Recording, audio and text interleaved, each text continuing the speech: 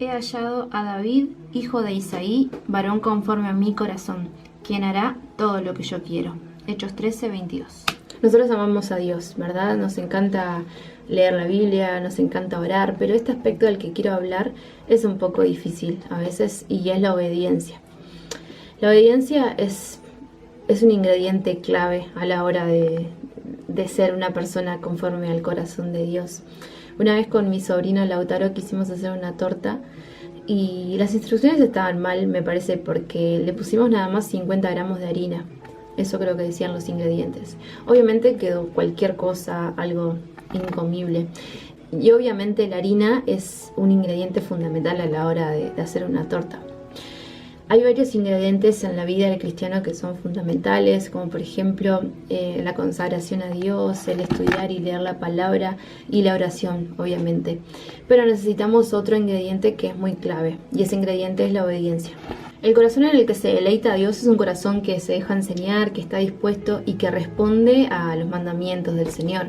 En pocas palabras, es un corazón que obedece. Hechos 13:22 es un sermón que relata el apóstol Pablo, y ahí hace alusión a las vidas de dos hombres que tenían dos tipos de corazones.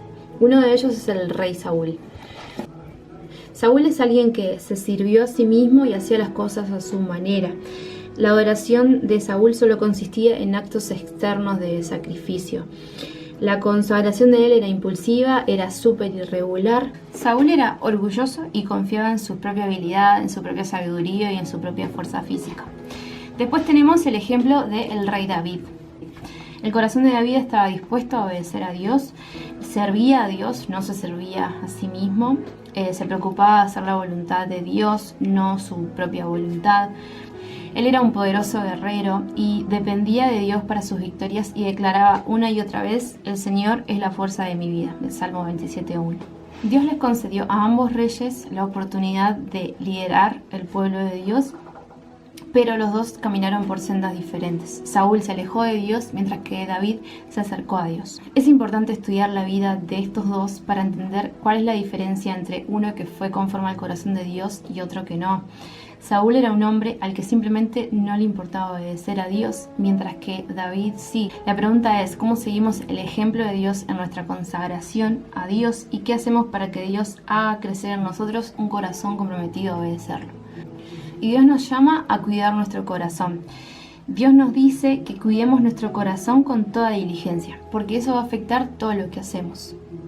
Nos dice que enderecemos las sendas por donde andamos, que miremos hacia adelante y que no nos apartemos de Él. Debemos seguir los caminos establecidos por Dios. La clave para vivir una vida de obediencia, una vida que sigue el camino de Dios, es el corazón. Si guardamos nuestros corazones y los atendemos con diligencia, todos los demás asuntos, todas nuestras acciones, nuestras entradas y nuestras salidas, todo se va a tratar a la manera de Dios. Es obvio que la obediencia es una piedra fundamental en el sendero de nuestro camino, y obviamente nosotros queremos andar seguros y confiados en ese camino. Tal paso, el de la obediencia, nos prepara para responder más tarde a lo que Dios tiene que decir acerca de otras esferas importantes de nuestra vida. Nos podemos detener y pensar: ¿soy más como Saúl? ¿Soy más como David?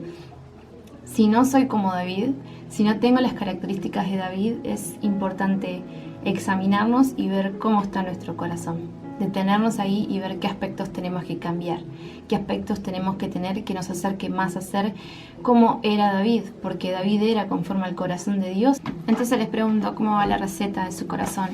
¿Hay algún ingrediente clave que está faltando? ¿Está faltando obediencia? ¿Tenemos un corazón obediente?